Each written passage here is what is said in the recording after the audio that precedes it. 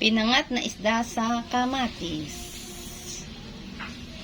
Tara guys, samahan nyo ako magluto ng pinangat na isda sa kamatis. Hello guys, samahan nyo ako ngayon magluto ng pinangat na isda. Ang mga ingredients ay luya, sibuyas, kamatis, siling haba, siling labuyo, kalamansi, syempre isda, magic sarap, pamintang buo guys. Tapos lagyan natin ng kahit isang perasong dahon ng laurel. Umpisahan na natin guys. Ilagay na natin ng isda guys ang kawali. Okay? Ilagay lang natin na maayos. Hilera lang natin siya. Bahala na kayo kung uunahin yung ilagay yung mga ingredients sa ilalim o ilalagay yung sa ibabaw. Ako, lagay ko lang sa ibabaw. Okay? Ganyan lang siya.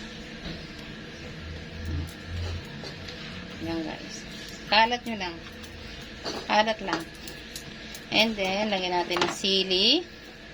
Ang sibuyas. Kakat lang natin guys. Sibuyas. Tapos, ang luya, ilagay lang natin yung lahat yan dyan.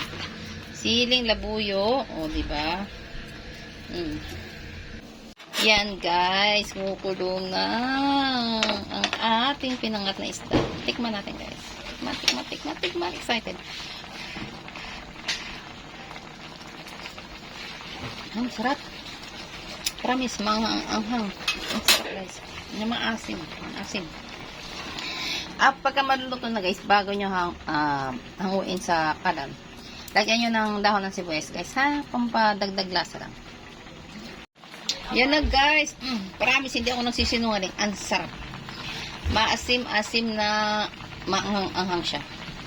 Lagayin na natin guys itong dahon ng sibuyas.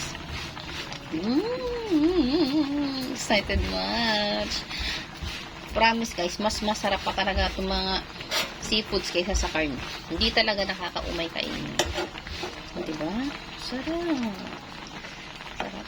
Kahit ito lang mga ganito lang ulam ko araw-araw guys. Masayang-masaya na ako. Diba? Anghang siya na maasim-asim. Yung ano ng kalamansi at saka ng sili is talagang lumasa. Yan. Luto na guys. Yan na ang ating pinangat na isda sa kamatis. Thanks for watching guys. Enjoy. Bye-bye.